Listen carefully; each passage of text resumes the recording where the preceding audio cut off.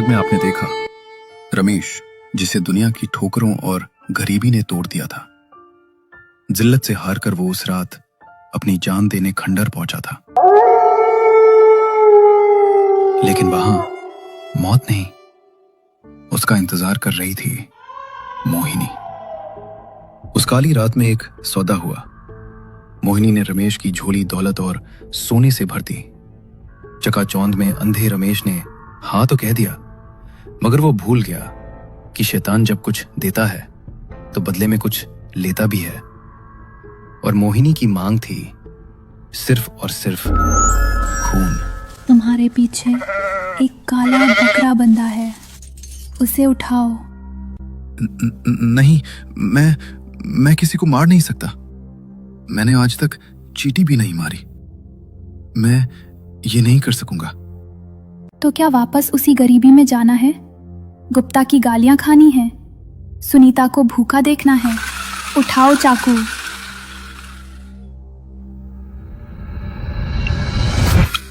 मुझे माफ करना, मुझे वो दौलत चाहिए, मुझे वो इज्जत चाहिए। काटो इसे रमेश, काटो। मेरी जवानी के लिए, अपनी दौलत के लिए काटो इसे।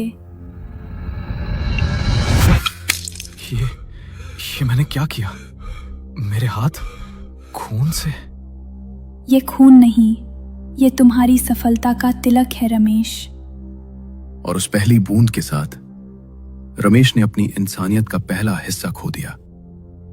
लेकिन उसे नहीं पता था कि मोहिनी की भूख सिर्फ जानवरों से नहीं मिटने वाली थी। 6 महीने, सिर्फ 6 महीने लगे रमेश को रंक से राजा बनने में। आज शहर का सबसे बड़ा बंगला उसका है, सबसे महंगी गाड़ी उसकी है। लेकिन उस दौलत के साथ साथ उसके अंदर का वो सीधा साधा रमेश कहीं मर चुका है। ओए वेटर, इधर आ। जी सर। ये क्या है? मैंने कहा था ना मेरे विस्की में बर्फ नहीं होनी चाहिए। तुझे पता है ये सूट कितने का है? तेरी पूरी खानदान की कमाई से महंगा है। साफ कर इसे, अपनी शर्ट से साफ कर। रमेश सेठ तो बिल्कुल बदल गया है, कितना घमंड आ गया है। अरे भाई, जिसके पास हराम का पैसा आता है उसकी जुबान ऐसी ही हो जाती है। सुना है आजकल अजीब अजीब हरकतें भी करते हैं। सब सुनो, आज इस शहर में सिर्फ एक ही राजा है और वो है रमेश। जो मेरे साथ है वो ऐश करेगा और जो खिलाफ है वो गुप्ता की तरह सड़क पर भीख मांगेगा। रात के करीब 3 बज रहे थे, लेकिन अभी तक रमेश का कोई अता पता नहीं था। हे भगवान, ये कैसी बला हमारे घर आ गई। पहले हम गरीब थे, लेकिन कम से कम रमेश का व्यवहार इंसानों जैसे तो था। सुनीता, ओ सुनीता, कहाँ मर गई? जी मैं यही हूँ। आप फिर पी कर आए हैं? और ये कपड़ों पर ये लाल धब्बे कैसे हैं? ये खून है क्या? तुझे क्या मतलब? चुपचाप खाना लगा, मुझे भूख लगी है। लेकिन आज तो मंगलवार है, मैंने खिचड़ी बनाई है। खिचड़ी? मुझे खिचड़ी खिलाएगी तू? मुझे मांस चाहिए, कच्चा मांस, अभी। रमेश, ये आप क्या कह रहे हैं? आप तो लहसुन तक नहीं खाते थे, आपको क्या हो गया है? जबान लड़ाती है। मैं जो कहूँ वो होगा इस घर में, क्योंकि ये सब मेरे पैसों से है, मेरी ताकत से है। नहीं चाहिए ऐसी दौलत रमेश, जो आपको राक्षस बना दे। देखिए अपनी शक्ल आईने में, आपकी आंखें लाल हो गई हैं। आप इंसान कम राक्षस ज्यादा लग रहे हैं। चुप! एक शब्द और बोला तो जमीन में गाड़ दूंगा। रमेश की भूख अब सामान्य नहीं थी। वो मोहिनी के साथ बिताई हर रात के साथ और ज्यादा हिंसक और ज्यादा तामसिक होता जा रहा था। हे माई, ये कच्चा मटन खा रहे हैं? यही है असली स्वाद। मेरी मोहिनी सही कहती है, असली ताकत खून में होती है।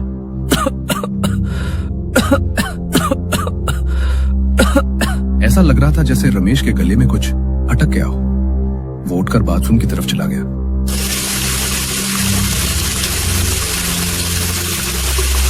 क्या हो रहा है मुझे? पेट में जलन हो रही है। और ये गले पर निशान कैसा है? कौन है? मुझे ऐसा क्यों लग रहा है कि कोई मुझे देख रहा है। रमेश ने चेहरा धोने के बाद जैसे ही आईने में देखा, उसके पैरों तले जमीन खिसक गई। आईने में उसकी अपनी परछाई नहीं थी।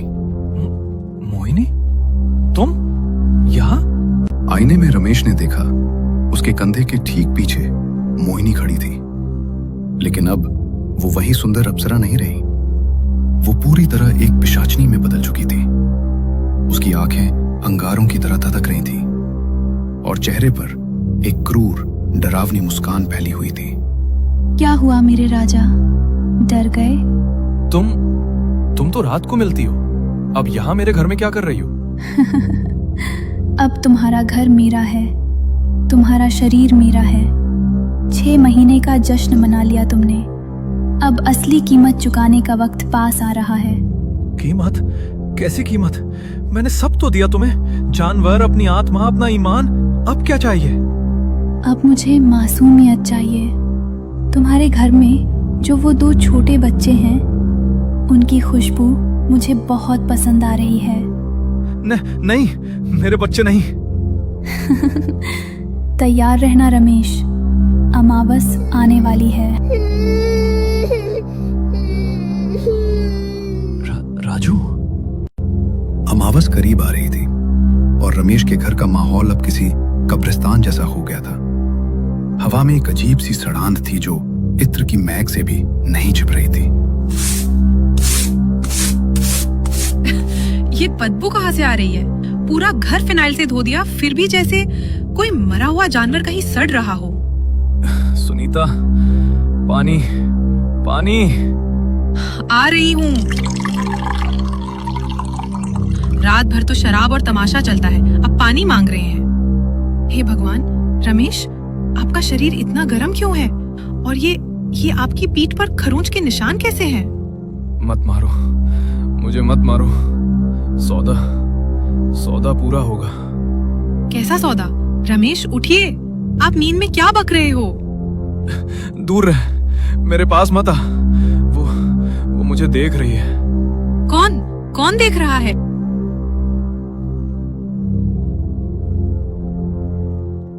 कोई नहीं, बस एक बुरा सपना था, और कुछ नहीं। सपना? रमेश, हमें डॉक्टर के पास चलना चाहिए। कहा ना कुछ नहीं है, मुझे काम पर जाना है, देर हो रही है। लेकिन इस हालत में? मेरे रास्ते में मत आओ सुनीता, मुझे जाने दो। रमेश काम पर चला गया था, लेकिन अपने पीछे छोड़ गया था एक अनजाना डर। सुनीता रसोई में थी जब उसे फ्रिज से कुछ अजीब आवाज सुनाई दी। अरे, फ्रिज की लाइट क्यों बंद है? और ये, हाय राम, ये नींबू काले कैसे पड़ गए? कल ही तो लाई थी। और ये लाल पानी कहाँ से टपक रहा है? दूध का रंग लाल कैसे हो गया? राजू, क्या हुआ बेटा? क्यों रो रहे हो? मम्मा, वो आंटी, वो गंदी आंटी। कौन आंटी बेटा? घर में तो कोई नहीं है। वो अलमारी के ऊपर बैठी थी, उनकी आंखें आग जैसी थी। वो कह रही थी, तेरे पापा मेरे हैं। नहीं, ये कोई वहम नहीं है। कुछ तो बहुत गलत हो रहा है इस घर में। मुझे बाबा जी के पास जाना ही होगा।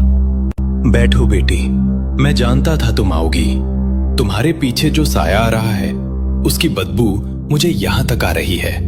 बाबा, मेरे पति वो बहुत बदल गए हैं। घर में खून मिलता है, काले नींबू मिलते हैं। मेरा बच्चा डर रहा है, बचाइए हमें। हाथ दिखाओ अपना।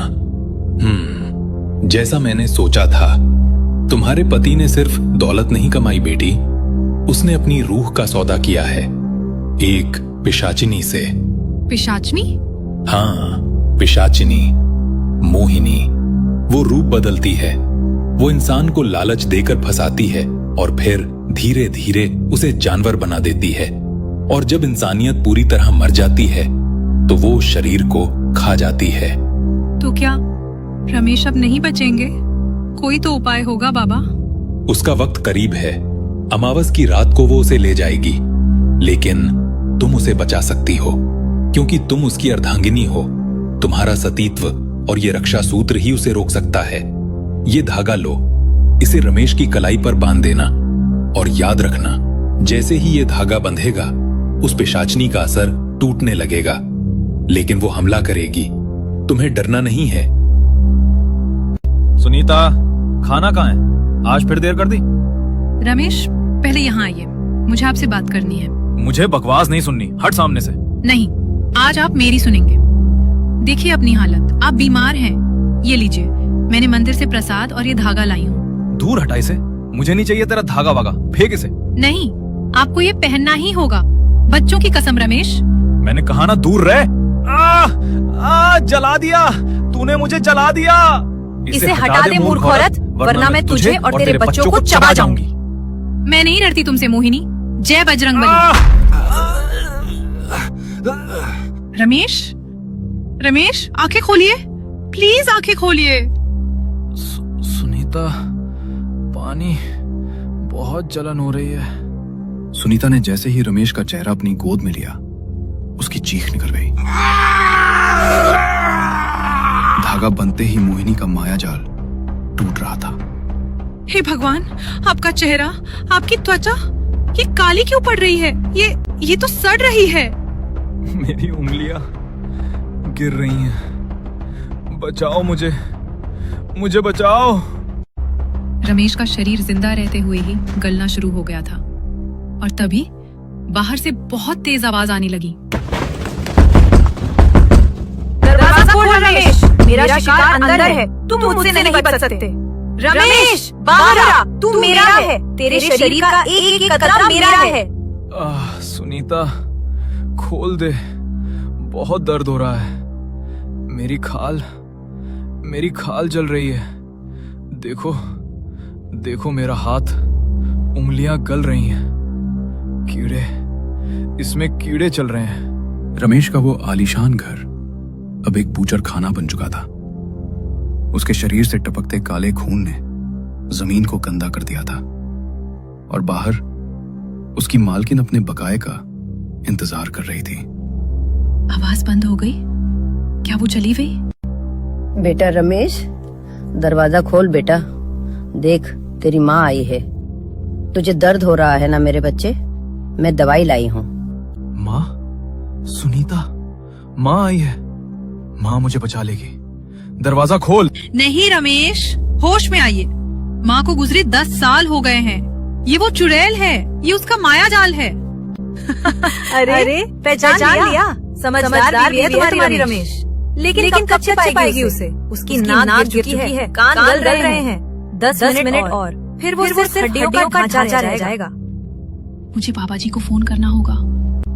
सुनीता, घर से बाहर मत निकलना। वो तुम्हें अलग करने की कोशिश करेगी। बाबा, रमेश की हालत बिगड़ रही है। उनका पूरा शरीर गल रहा है। वो सरांद उसके पापों की है बेटी, उसे सहन करने दो।